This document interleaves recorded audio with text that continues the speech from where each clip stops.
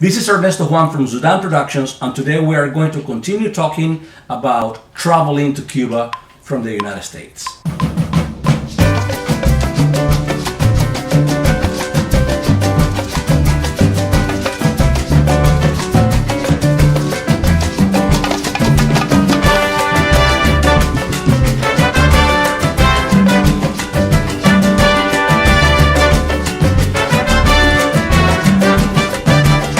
First chapter of my vlog, How to Travel to Cuba from the U.S., I said that I have been surprised in my first trip to Cuba how many Americans were flying on my plane to Cuba and both from Havana to Miami.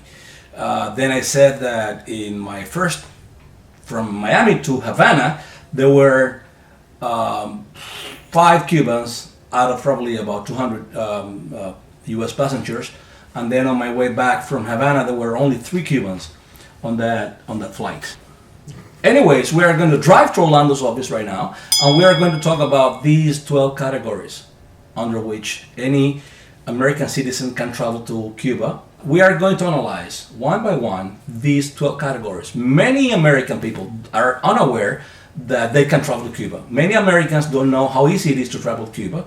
Now you don't need to prove, you don't need to ask for permission. You can only contact a travel agency in the United States and tell them that you want to travel to Cuba. They will give you a visa, you sign the visa, and then you have to mark under which category you are traveling to Cuba. It's easier than many people believe.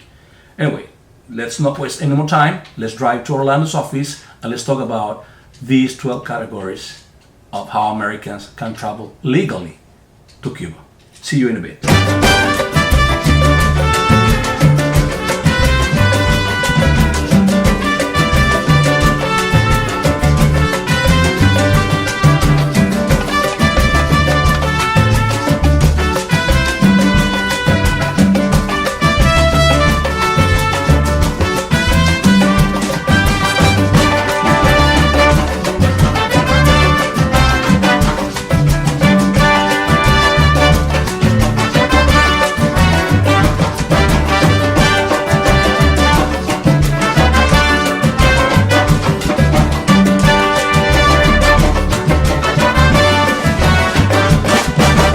First of all, let me make it very clear that as from December 17, 2014, the government of the United States decided to expand or authorize 5 other reasons why Americans would be allowed to go to Cuba.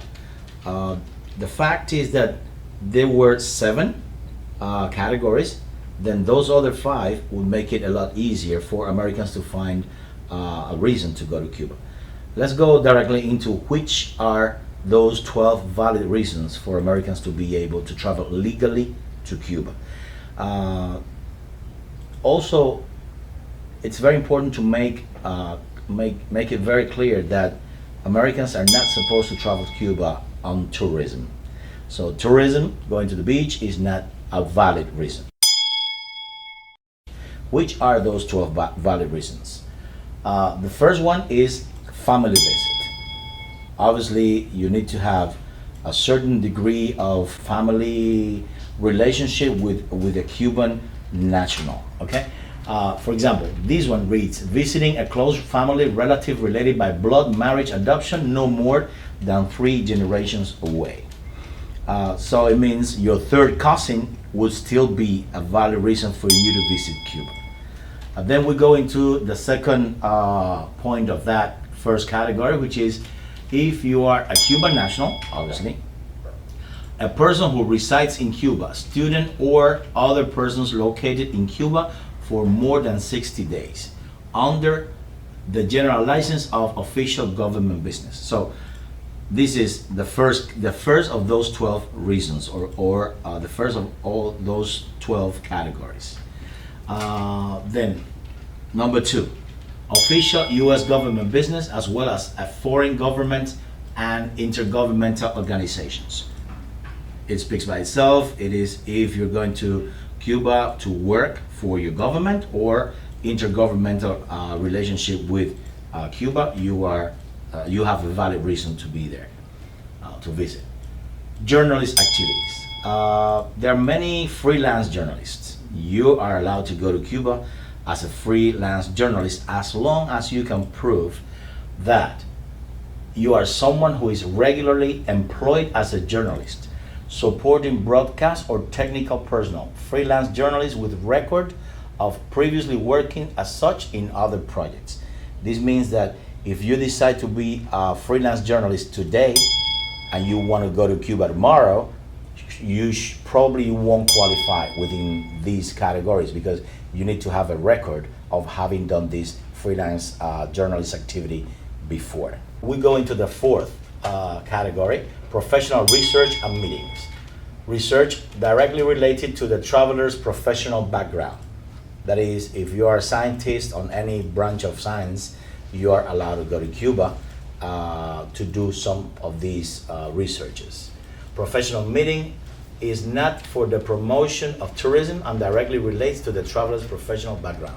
Okay, you can go to Cuba to meet professionally or to participate in events of this sort, as long as it is not an event or meeting aimed at promoting tourism. Remember, as I said at the beginning, tourism is not a valid reason to go to Cuba. You cannot go to the beach or just go to Cuba to go to the beach. You're not allowed. So far. Then we go into the fifth category, which is a long one. I'm just going to briefly pan through it. Is educational activities. Educational activities like persons, academic institutions, and their faculties, staff, and students who travel for it. You can go to participate in structured education programs that offer credits by graduate or undergraduate degrees. Obviously, there are several points here that kind of support this specific category. I'm not going to go through all of them. You can always go into the website for OFAC, which is the Office of Foreign Asset Control, which is the institution that regulates these categories and supervises the people that go to Cuba under one of these categories.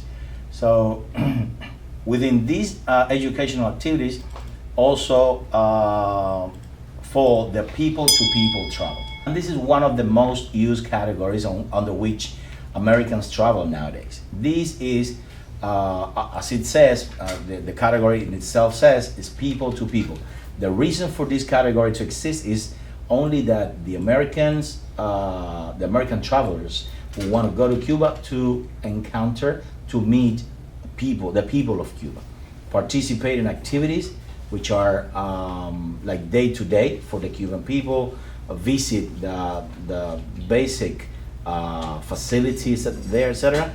And that's pretty much what the people to people is. These activities are to have an organized itinerary from day to night and are not supposed to have a lot of recreational time for the traveler. Then we go into the religious activities. Obviously, if you're a member or staff of religious organizations located in the United States. Obviously, these will require also probably a visa from the Cuban government, but this is one of the authorized categories.